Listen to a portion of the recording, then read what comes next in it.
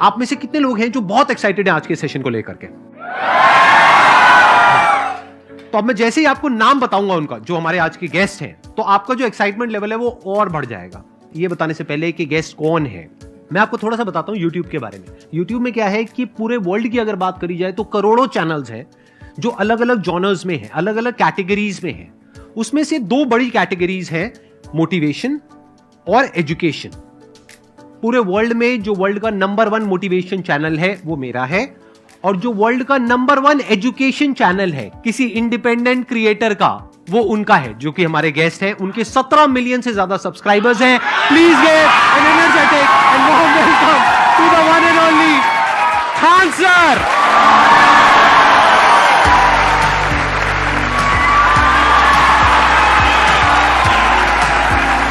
क्या हाल चाल जी, कैसे हैं आप?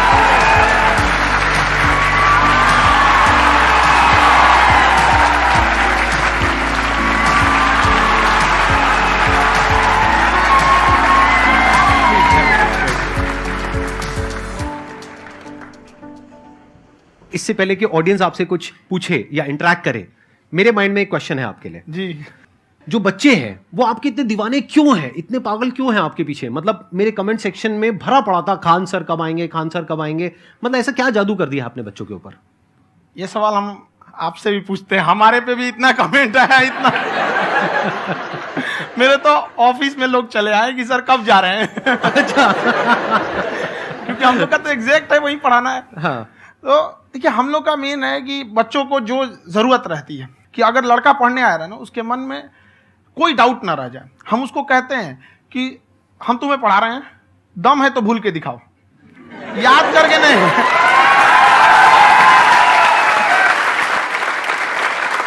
प्लस आप जिस प्राइस पॉइंट पे पढ़ा रहे हैं, आई थिंक वो सबसे कम है, वो बहुत ही कम है। सर ये जो फीस का कल्चर है, ये हमारा इंडियन कल्चर नहीं है। हमारा इंडियन कल्चर गुरु दक्षिणा है, उस हिसाब से वो सही है। ऑक्सीजन जैसे जिंदगी के लिए जरूरी है, वैसे एजुकेशन जरूरी है। कोई ये नहीं कह सकता है कि पैसे की वजह से वो खान सर के यहां से लौट गया। क्या बात है।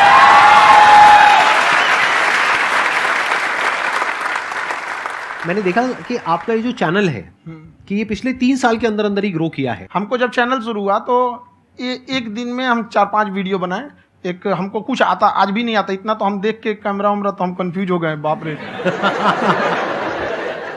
तो हम एक ही दिन में वीडियो शूट किया, पढ़ाने वाला टॉपिक था हमको। उसके बाद कभी वीडियो नहीं, 6-7 वीडियो एक ही बार शूट कर लिए। और एक जो थे जिनका कैमरा वगैरह था, मेरे पास कैमरे भी नहीं थे उस टाइम, और कैमरा 35,000 का था, तो 6 महीना इसी में लग गया, जो 35,000 इसी में फंस जाएगा। तो उनके कैमरे से शूट किए, उन्होंने कोई चार्ज लिया, उसके बाद हम छोड़ ही दिए। लॉकडाउन लगा, तब हम कहें आप कैसे पढ़ाएंगे, वो तो 1 दिन 2 दिन करते करते अचानक लंबा हो गया। तब हमको याद आया कि ओहो मेरा एक चैनल भी है वहाँ पे। तो उस समय उस पर लगभग 30,000 सब्सक्राइबर हो चुके थे। तो जैसे लॉकडाउन लगा तो उस पर पढ़ाना चालू किया, और पता नहीं क्या लोगों को पढ़ाई में इतना इंटरेस्ट आ गया कि आपका स्टाइल ऐसा है थोड़ा सा, आप आई थिंक पढ़ाई के साथ साथ में जो बीच बीच में आप थोड़ा बहुत छोड़ते रहते हैं ना, मतलब जो एंटरटेनमेंट चलता रहता है। ये बात हम देखिए, जब हम गुलाम थे ना, तो अंग्रेजों ने एक चाल चला था कि भारत को हम फिजिकली गुलाम रखेंगे 100-200 साल, मेंटली 1000 साल कर देंगे। उन्होंने पढ़ाई का मॉडल चेंज कर दिया। उन्होंने ऐसा डिजाइन किया कि ये टीचर की रिस्पॉन्सिबिलिटी है, वो पढ़ा के चला जाए। टीचर की रिस्पॉन्सिबिलिटी यहां खत्म नहीं हो जाती है। पढ़ाना तो कोई भी पढ़ा सकता है, टीचर की इससे बड़ी रिस्पॉन्सिबिलिटी होती है उसे समझाना। वो समझा कि नहीं समझा। अगर लड़का आपके समझाने के बाद डाउट रह गया तो ये आपकी गलती है। लड़का हमसे पूछता है सर इतनी भीड़ है आपके पास, तो कहे सर डाउट कैसे पूछेंगे? हम कह रहे यार तुम्हारा डाउट बचेगा तब ना पूछेगा तुम डाउट यहाँ पे।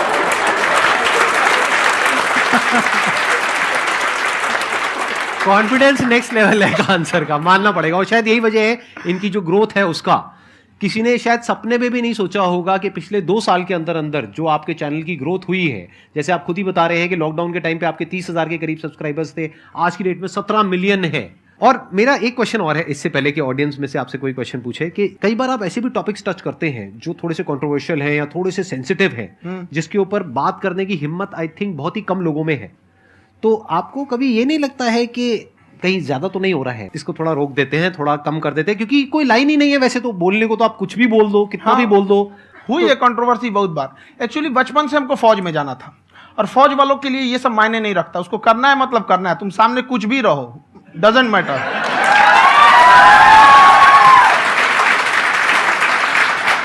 और मैंने YouTube पे देखा कुछ वीडियोस में कि आपका जो इंस्टीट्यूट है वहां पर आज से कुछ साल पहले कुछ बम गिरे थे। हाँ, कुछ गिरे थे, कुछ तो बहुत सॉलिड जगह गिरा था, फटा नहीं वो। मतलब आपके आसपास? हाँ, बम को भी पता है कि टीचर की इज्जत किया जाता है। क्या बात है, क्या बात है। मैं समझ पा रहा हूं कि ये आपके अंदर जो एटीट्यूड है ये कहां से आ रहा है, क्योंकि आप बचपन से ही फौज में जाना चाहते थे, तो आप जंग के मैदान में ही खड़े हैं एक तरीके से। बस फर्क ये है कि आपके हाथ में कलम है, हथियार ना हो करके। हथियार से एक आदमी की जान जा सकती है, हाँ। कलम से बहुत ताकत होता है। शिक्षा एक ऐसा हथियार है ना, हर कुरीतियों से लड़ सकता है, हर तरह की समस्याओं से। और ये एक ऐसा हथियार है, मेटल डिटेक्टर में भी नहीं पकड़ाता है।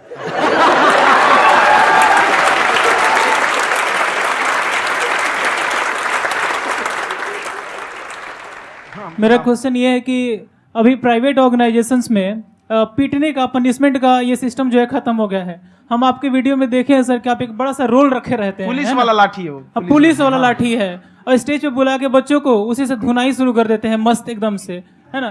तो सर मतलब कि बच्चे मतलब कि डरते नहीं है आपसे, और इस तरीके से कैसे कनेक्टेड हैं आपसे, है ना। और एक और क्वेश्चन सर, यूपीएससी का जो आप अपना बैच स्टार्ट करने वाले हैं, ठीक है, उसके बारे में बताइए सर, क्योंकि मुझे मतलब कुछ इशू करना है सर, ठीक है। और संदीप सर को देख लिए, मेरा तो वैसे ही हो जाना है।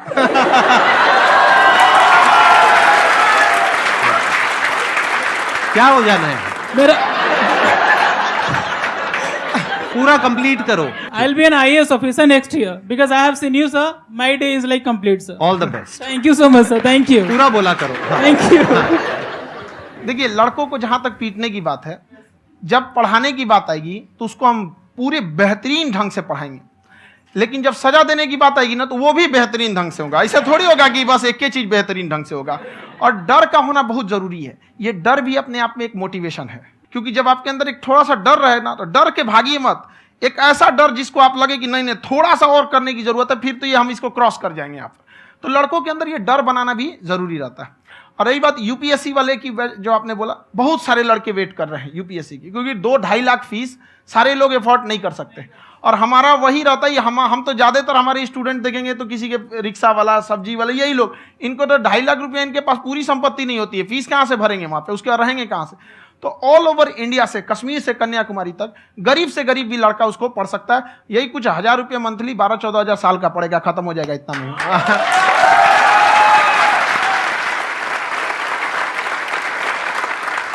ये जो डंडे वाली बात इन्होंने कही, ये सच है? मतलब आप सच में एक डंडा रखते हो? पुलिस का ही है वो। और मारते हो? हाँ, कि मतलब अगर कोई लड़की छेड़ता है या ऐसा कोई भी उल्टा पुल्टा काम पढ़ाई करता लिखाई है, कुछ भी गलती करेंगे तो पिटाएंगे वो यहाँ पे, कैमरे पे, ऑन कैमरा, जैसा भी रहे, कुछ भी पिटाना तो उनको फिक्स है। एक तो कोई मतलब विधायक जी थे, उनके लड़का को पीट दिए, तो चला दल बल लेके अपना वहां पे। उसने घर पे नहीं बताया था कि सर ने पीटा है, बस बोल दिया कोचिंग में पीटा है। बाद में पता चला हम पीटे हैं, तो उसके पिताजी मेरे सामने और पीटे।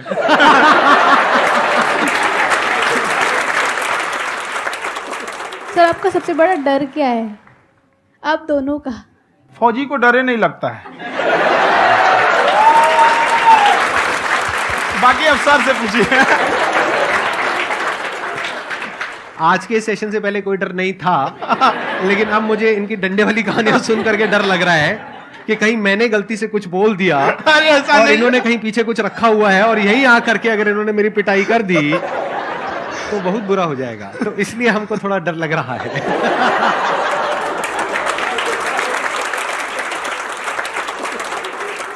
आपकी डेली कितने घंटे क्लासेस होती हैं? 6-7 घंटे। अभी भी खुद ही करते हो आप? हाँ, जो भी हमारे classes स्टाफ करते परेशान रहते हैं। हम 1:30-2 बजे सोते हैं, सुबह 6 बजे उठ जाते हैं, परेशान रहते हैं। हैं। यार इतना क्यों करते हो, है ना? कभी तो उनको भी साथ साथ लगना पड़ता है ना? उनको साथ साथ लगना पड़ता है। हम जग गए तो कोई सोया थोड़ी रहेगा, परेशान रहते, दिन में सोते ही नहीं है बेचारा, कहीं कहीं जाके सोते रहता है। हम सीट बांध दिए कि भाई तुम इस समय सो जाना, तुम इधर सो जाना। आपकी शादी हो गई या नहीं हुई अभी? मेरी खुशहाली देख के आप आइडिया लगा सकते हैं।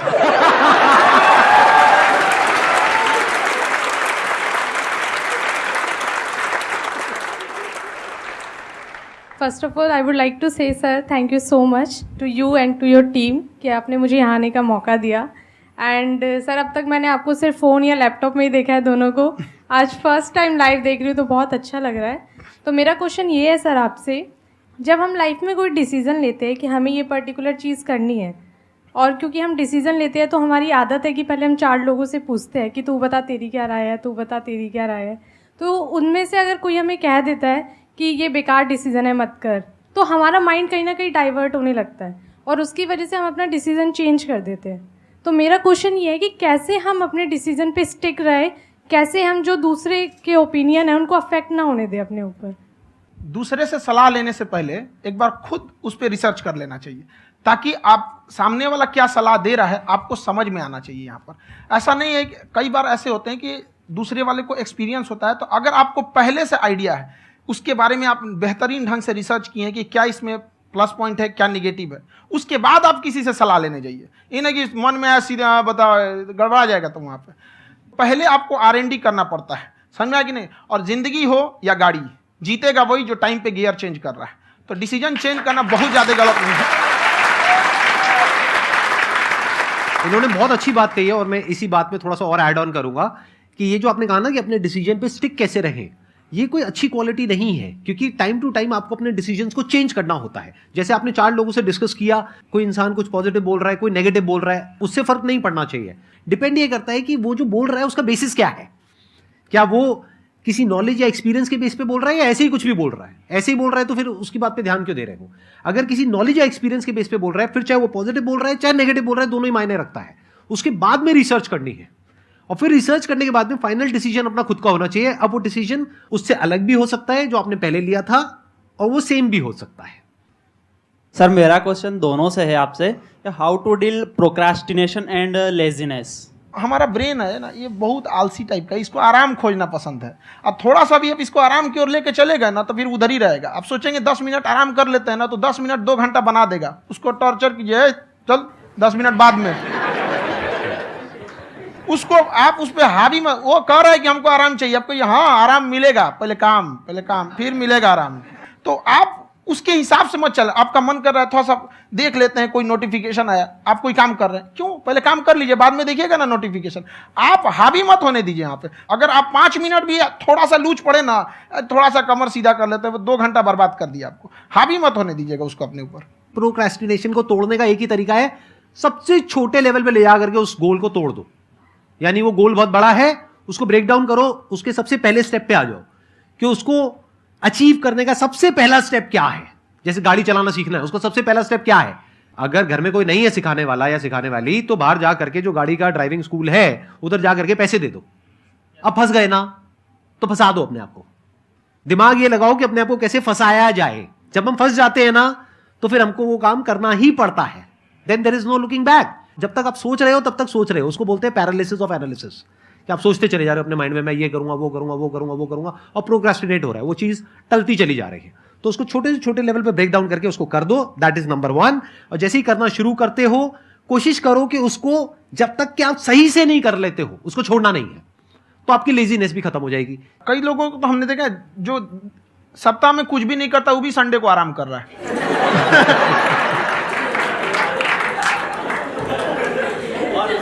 वैसे कहा भी जाता है कि अगर कोई काम आपको करवाना है ना तो ऐसे किसी इंसान को दो जो बिजी है। हाँ। ऐसे आदमी को मत दो जो खाली है। ये परफेक्ट एग्जाम। किसी को भी आप देखिएगा जिसको आप कहते हैं कि मतलब थोड़ा ठीक ठाक आप समझते हैं कि नहीं ये बहुत आगे निकल, वो एक काम को खत्म करने के बाद कभी आराम नहीं करेगा। एक काम खत्म हुआ उसको लगेगा हाँ एक खत्म हो गया, अब दूसरा करना चाहिए। और वही जिसको देखिएगा एक खत्म हो गया और आराम करना चाहिए, कभी नहीं, लाइफ में आखिरी सांस तक। सर यहाँ पे सब हिंदी में पूछते हैं, इंग्लिश में पूछते हैं, मैं भोजपुरी में पूछूं? जौन भाषा ठीक लगे तोने में पूछ दो। हाँ सर। सर ये पूछे के चाहते नहीं कि जैसे हमने के पढ़ाई करे निशान, तो कभी कभी डेली टारगेट्स जो होला वो कंप्लीट ना होला। अगर टारगेट्स कंप्लीट भी होला तो फिर ऐसा इरिटेशन या फिर वो एंजाइटी या फिर कि और करना है या फिर अभी नहीं हुआ, वो चीज़ हमेशा रहेला। तो वो कम कैसे करल जाए? देखिए टारगेट्स को ना हम लोग को एक अपने हिसाब से पहले फिट करना चाहिए। ऐसा नहीं कि दूसरे किसी इंसान को देख के हम टारगेट फिट कर ले। कोई लड़का 8 घंटा पढ़ रहा है, कोई पहली बार अभी पढ़ना ही चालू किया, उसको देख के 8 घंटा पढ़ेगा तो पढ़ाइए छोड़ देगा। तो आप अपनी क्षमता के हिसाब से देखिए कि आप कितना पढ़ सकते हैं। अगर आपने एक घंटे को बना लिया कि हम 1 घंटा पढ़ सकते हैं, अगले 1 हफ्ते तक उसको सस्टेन रखिए। जिम में कैसे करते हैं लोग, पहले दिन उठा लीजिएगा 1 कुंटल तो हार्ट अटैक हो जाएगा। तो वो धीरे धीरे टारगेट सेट कीजिए और अपनी क्षमता को भी देखिए। हर इंसान की क्षमता अलग है। कंगारू को देख के हाथी छलांग मारेगा, पैर तोड़ के बैठ जाएगा।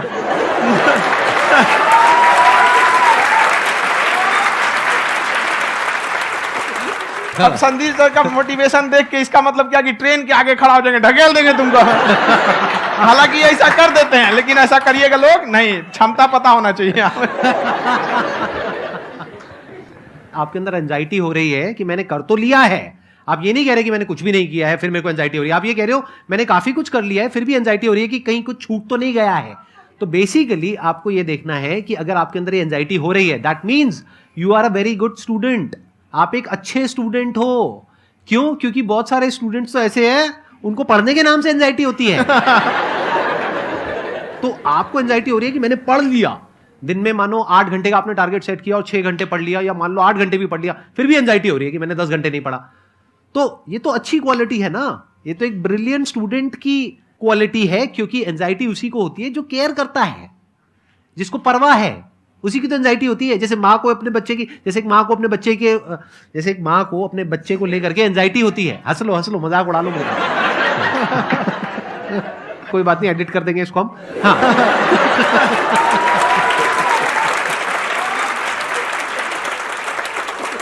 जैसे एक माँ है, उसको अपने बच्चे को लेकर के एंजाइटी होती है, थोड़ी सी भी तबीयत खराब हो जाए उसको एंजाइटी होती है, चाहे बच्चा ठीक भी है, डॉक्टर को नहीं होती है। क्यों? क्योंकि माँ को उस बच्चे से प्यार है। तो दैट मीन्स कि आप अपनी पढ़ाई को लेकर के सीरियस हो, इस वजह से आपके अंदर एंजाइटी हो रही है, विच इज नॉर्मल। जहां पर प्यार मोहब्बत होती है वहां पर थोड़ी बहुत एंजाइटी तो होती ही है ना। समझ रहे हो ना मैं क्या कहना चाह रहा हूं? आप लोग समझ रहे हो ना मैं कहां जा रहा हूं? जब वो किसी और से बात करती है तो एंजाइटी होती है ना।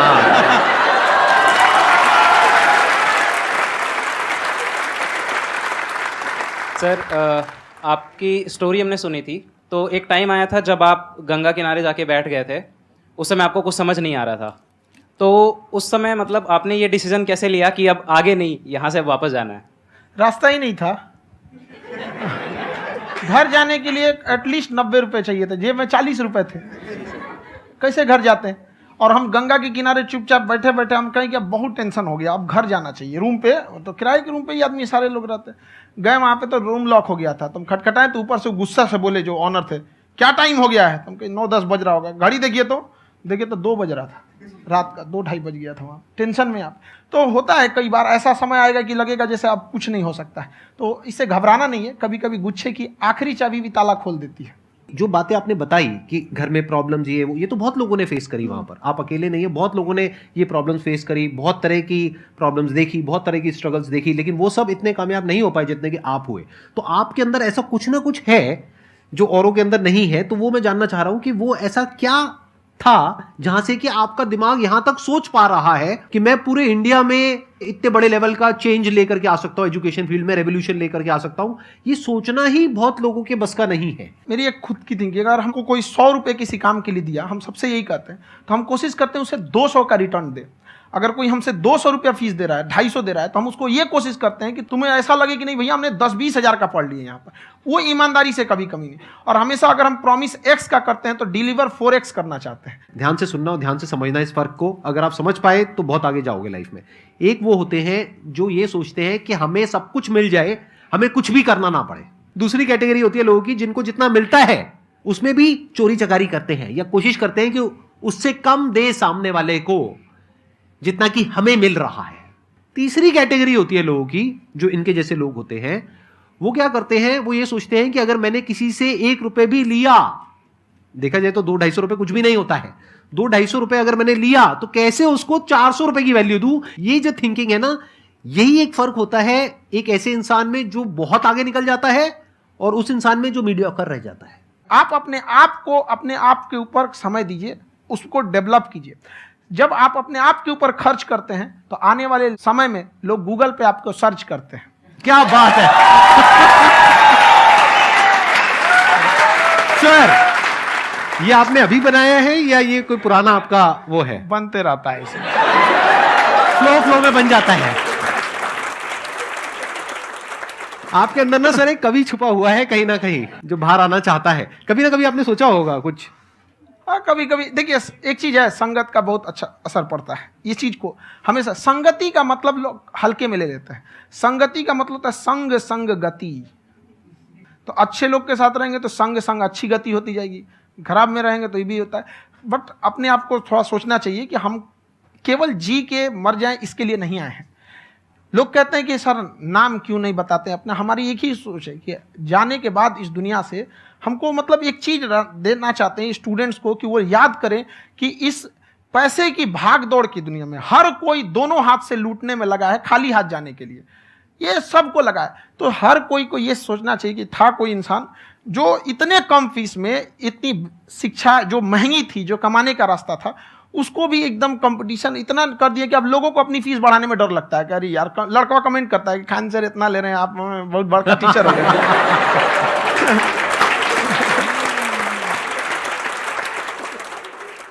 खान सर की एक क्लिप है, ये समय और समझदारी में बहुत फर्क होता है। अगर समय रहते समझदारी आ गई तो इंसान कामयाब हो गया, लेकिन अगर समय चला गया फिर समझदारी आई फिर तो बेकार है। तो सर मतलब कुछ आपको ऐसी चीज़ लाना चाहिए जो मतलब बच्चों जो तैयार हो रहे हैं उनको ये चीज़ें मतलब एंड टाइम पे दिखे। समझ रहे आप मेरी बात? नहीं समझ?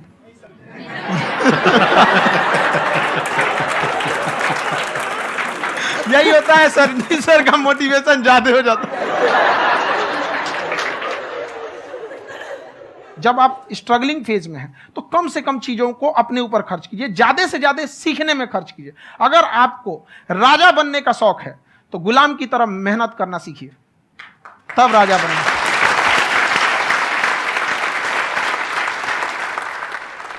ये दुख, ये दर्द, ये सब तेरे अंदर है।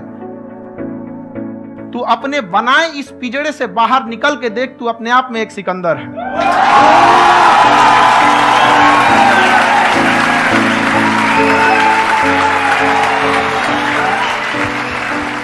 Thank you so much sir for coming. बहुत मजा आया मेरे को आपके साथ में इंटरेक्ट करके। आई एम श्योर आप लोगों को भी बहुत मजा आया होगा।